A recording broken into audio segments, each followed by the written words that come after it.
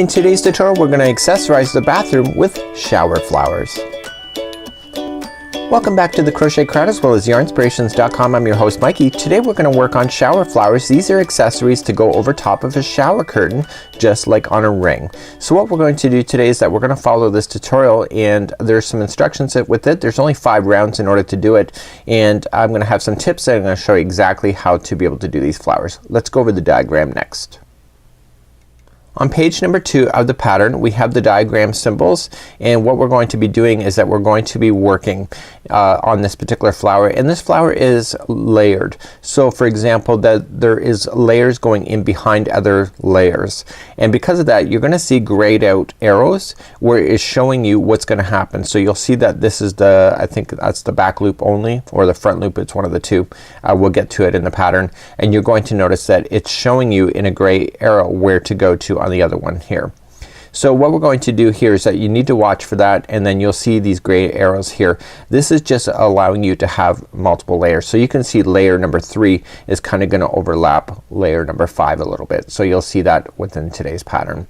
So what you're going to need in order to play today is some either Bernat Handicrafter or Lily Sugar and Cream cotton yarn. You're going to want cotton yarn for this element of your bathroom.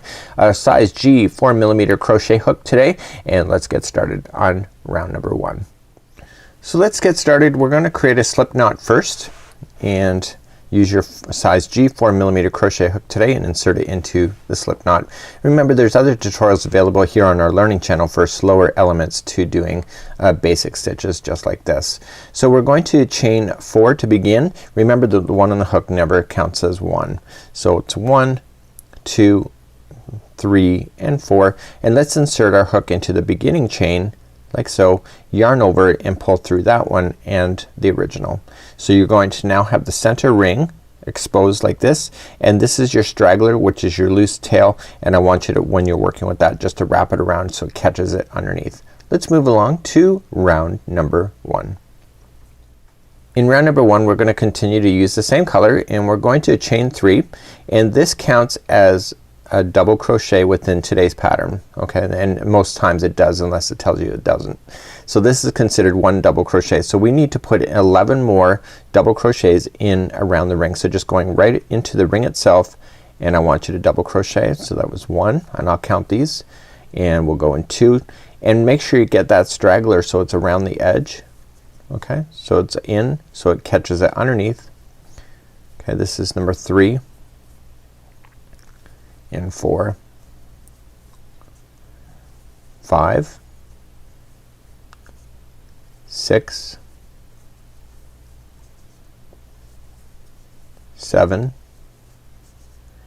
8, and you're noticing I'm gonna run out of ring space, but because you're going in the ring you can just pull the ring and everything will shift. So that was 1, 2, 3, 4, 5, 6, 7, and 8. So I got 9, 10, oops, that was gonna be 10 and I have 11 coming up right now. So with the chaining of 3 there should be a total of 12 of these. Let's count. So 1, 2, 3, 4, 5, 6, 7, 8, 9, 10, 11, and 12, and I want you to slip stitch it to the top of the first chain 3 and pull together just like so. Let's move along to round number 2. Let's move up to round number 2. Round number 2, watch what we're gonna do. We're gonna pull up a loop, and we're gonna keep it a little bit extra longer than we normally would. And what I want you to do is in the next double crochet down here, I want you to do a double crochet front post. Okay, so you're gonna wrap the hook and you're gonna go in around the post. Okay, so just pop it in the one side of the post and out the other, so not on the top of the stitch. Yarn over, pull through, and then pull through 2 and 2, and you're done. Okay, so this first the extended chain that I just did, it does not count as anything, it just is there.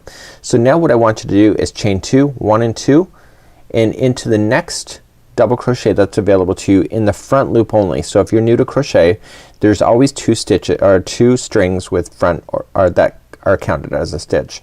So when you do the front one only, that's a front loop, and when you do the back one only, it's a back loop. So in the front loop only, you're going to single crochet. And the reason for this is that if you look at the diagram, we're gonna be playing with the back loop later. So you need that back loop in order to be there. So if you go in both stitches at the same time, you won't have access to be able to do that in the future. So you're gonna chain 2. You're going to then do a front post double crochet into the next one. Okay, so you got one around here. So this one here is where the single crochet is, so just look for the next one that's available to you. So every other one is a front post double crochet, if that makes it easier for you to follow. Then chain 2, 1 and 2, and then come into the next one and front loop only. So next stitch front loop only for a single crochet, and then chain 2, 1 and 2, and then the next one is a front post double crochet. So just skipping and making sure you're going to the next one, and you're gonna do this all the way around. So I'm almost halfway there. So chain 2, front single crochet in the front loop only, and then chain 2, and then the next one is front post double crochet, and chain 2, next one is front single crochet front loop only, and then chain 2, and then front post double crochet into the next one,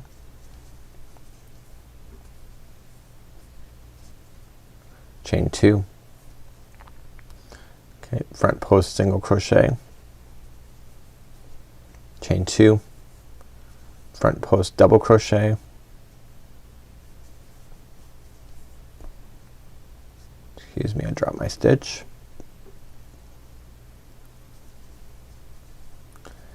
and then chain 2. Coming up to the very end now is the next one is a front loop, or front single crochet front loop, yes for sure, and then chain 2, and then just join it to the top of the first front post double crochet like this. Just pull through. Okay, so you have what appears to be some texture, and you got some extra loop stuff that we're gonna be playing with in the next round. So what I want you to do now is that I want you to take this color and I want you to trim it and get rid of it completely. So we're just gonna trim it, and I'm gonna pull through the stitch work, and I'm just going to weave it in and out of a few of the chain stitches here, and I'm gonna let it fall to the back side, and I'll deal with that later. Okay, so that's what I want you to do. So just keep an eye where you were, and because you're gonna probably have to pay attention to that in the next round. Let's move on. Grab another color and let's do number 3 together. So let's begin row number 3. So before we begin, what's gonna happen in this round is that we're gonna be playing within this layer here, not this layer on the outside like we typically would. So we're gonna like fold things back forward in order to get it. So what we need to pay attention to is that, for example, we're gonna start off in the single crochet area here. You've been in the front loop. This time we're gonna go into that same stitch but into the back loop, and then in the front post double crochet one that we went into, we're gonna just play within the back section of that. So just gotta make sure that you're doing this. This layering that you're seeing right now is gonna overlayer the other one that we're about to do. So let's begin. So let's create a slip knot to begin, and we need to choose any one. It doesn't matter which one you choose. We need to choose any one of the single crochets where you were. Okay, so there's one, there's the front post double crochet, so you don't want that one. Here's another one here. So I'm gonna choose this one just because I can, and I'm gonna just lean it forward, and I'm gonna get the back loop of this one. So last time we were in the front loop. This time we're gonna go into the back loop, and we're going to join with the slip stitch. I'll try to keep my project invisible in view for the whole time. So we're gonna join it with the slip stitch, chain 1, and single crochet into that same stitch. So now what we're going to do is that we're gonna work our way to the next one, which is the front post double crochet section, but we're gonna work again on the same revolution by just pulling it forward. So we're going to chain 1 first, and in the back loop only of that same stitch, okay, so just there it is there, just pull it back, and in the back loop only you're gonna see 2 stitches here. Okay, we only want the back loop only. Okay, and what we want to do is the first one will be a half double crochet. The next one will be a double crochet into the same stitch, followed by a chain 1, and then we're gonna get smaller again. So in the same stitch we're gonna do a half or double crochet and then a half double crochet. So each one of these are kind of like a shell, so there's gonna be half double crochet, double, and then half. Once you have that done, you're going to chain one and you're gonna move along to the next stitch available to you, which is the single crochet. Again, just keeping it forward and going into the back loop only and doing another single crochet there, and then chain one and then move it back just so you can physically see it. Okay, so the next one again is the front post double crochet. So what we're going to do is that we're just gonna go into the back loop only of that one, sorry, and we're gonna half double crochet the first one, then we're gonna double, then we're gonna chain one and then double and then half double and then chain one. Okay, so the next one is a single crochet here. Just again, just kind of look at it. Okay, there it is, and then I'm gonna come in and do the back loop only for a single crochet, chain one, and then I'm gonna move to the next front post double crochet here. Just lean it back, get the back loop only.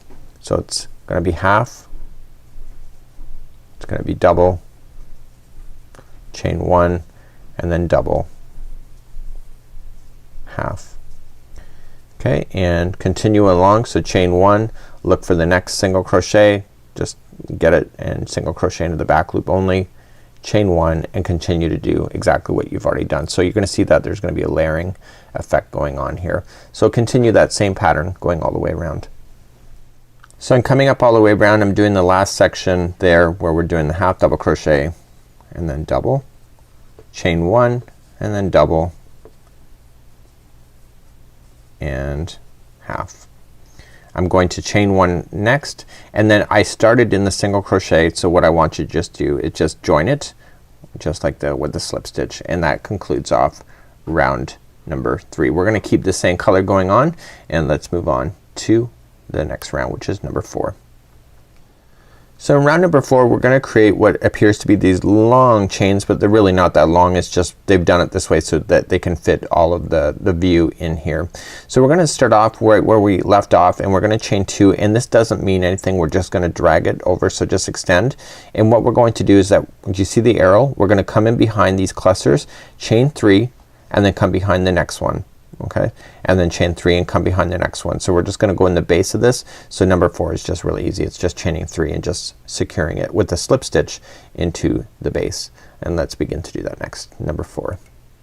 So let's begin number 4. We're gonna chain 2, so 1 and 2, and we're gonna slip stitch starting into the base of the first one here of the cluster. So you can see half double, double, space, or chain 1 and then double and then half. So what I want you to do is turning it around, getting it from the back side, going through the middle and then back out the bottom, and I just want you to pull through. Okay, and pull through and through. So just pull everything through just like this. Okay, then you're going to chain 3. So 1, 2 and 3, and then moving to the next one. Here's the cluster. Just get it from the back side, go in between the two. So if you just need to separate it, you can. So there's half, double, chain 1, double, and half, and just going in between the two middle ones, just down, pop it back out through the bottom, pull through. Just take your time on this and pull through as a slip stitch, and then chain 3. So 1, 2, 3. Here's the next one. So just, it's right here, so it's just right in the middle of the cluster. So out and through. There you go, got it. And then chain 3, 1, 2, 3. This round doesn't take very long at all. So here's the next one, just right in the middle.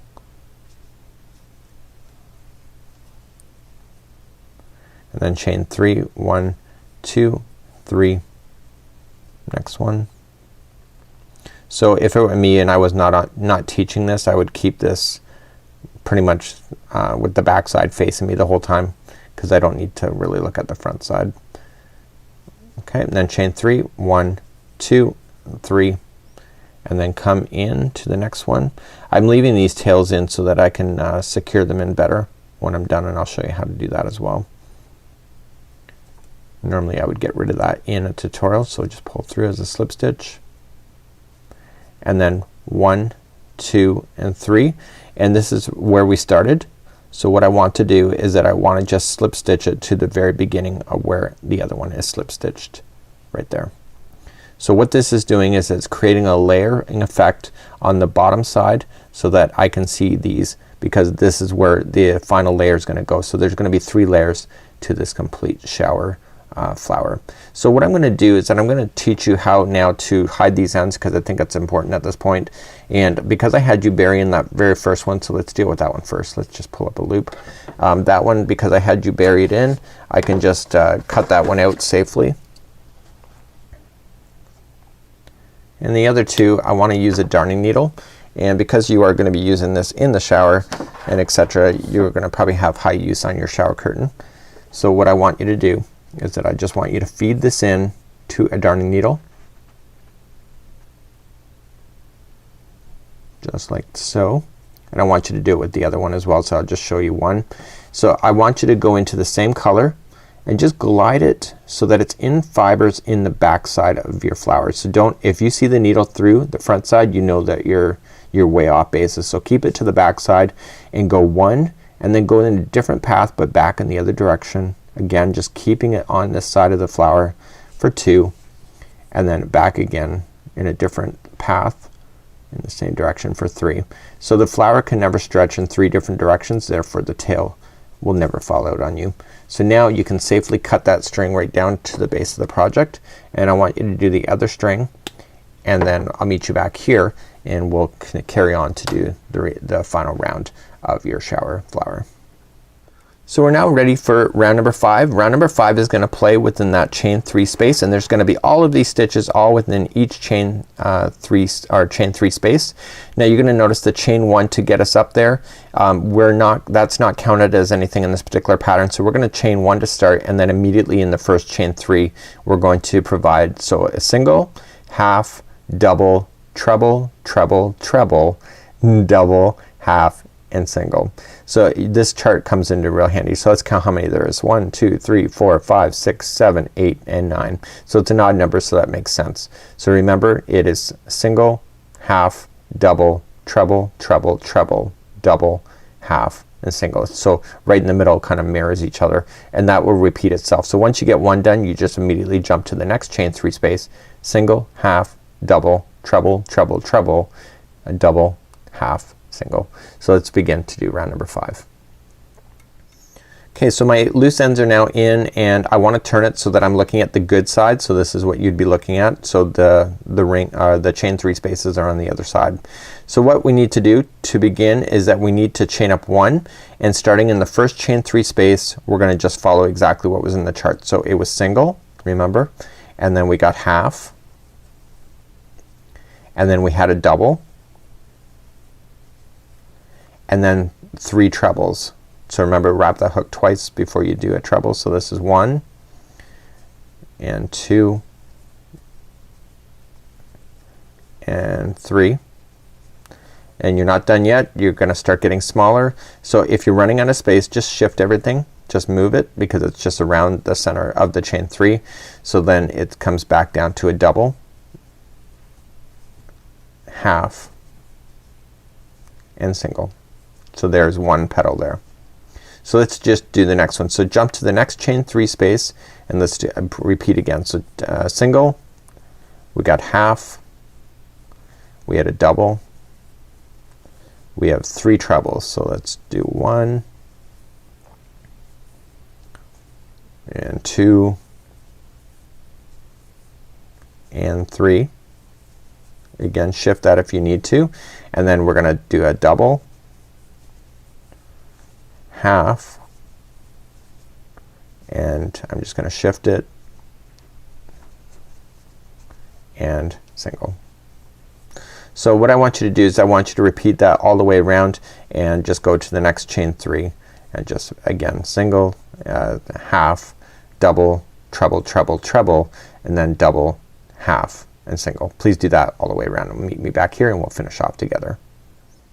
So I just finished my last single crochet, and the next one here is the beginning. So I'm just going to slip stitch it to the beginning single crochet that I started with, and I'm going to trim off my yarn, and I'm gonna fasten it off with my darning needle to do this.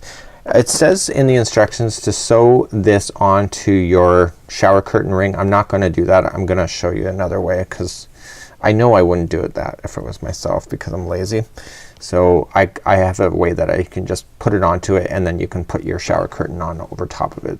So just going in the behind of this, you want to just make your stitches kind of hide. Just glide them into the fibers in behind the work, never on the front side because you'll see it. And if you go in 3 different directions as I pointed out before, you'll have a better way of keeping this in check and out of the view so it never falls out on you. Just like so. So I have a shower ring that I brought up downstairs here. So let me just show you what I would do if it were me, because if you look at the picture you'll see that it's just kind of dangling in position, and I'll show you that next. So here's the photo, and what we have to do is that we have to pay attention to the rings that we have.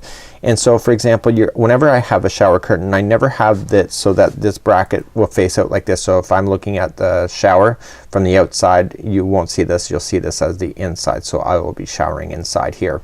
So we want to make sure that the flower is sitting over here, so that, and then the shower curtain then goes in and then it locks into position. So if you look at the photo, that's what exactly you're looking at here. So it says to sew on the flower, but I would do it slightly different if it were me, and here's what I would do. So if it were me, what I would do, I just kind of did a test, is that I would fold this in half, and you can see that there's strings that are just kind of sitting there. Okay, do you see that there's strings there? So I could use this one instead. So I can put my hook in behind there and I can fold this in half, and I can pull that string up to be a little bit larger, and then what I can do is that I can put the ring in, and because I folded it I can actually get this in without having to interfere with the rest of the flower. So I'm just gonna fold it and I'm just gonna feed it through carefully. Now the thing about shower curtain, I'm gonna go from the back side. The thing about shower curtain ideas like this is that these aren't designed as crochet hooks to slide in and out very easily. So then once it's in, I can then just put it here, and you're thinking to yourself, okay, well it's gonna dangle really weird, but as soon as you get that shower curtain in there, the shower curtain is gonna make it go back out like this, and then you'll never see where it is on this side. So this is how I would do a shower curtain flower. So it's a shower flower, and you can just shape to match, and again use cotton yarn for this kind of application, because this yarn you don't need to worry about if it gets wet or not. So until next time, I'm Mikey on behalf of the Crochet Crowd as well as yarnspirations.com. Have a great day and enjoy your shower flower today. Bye bye.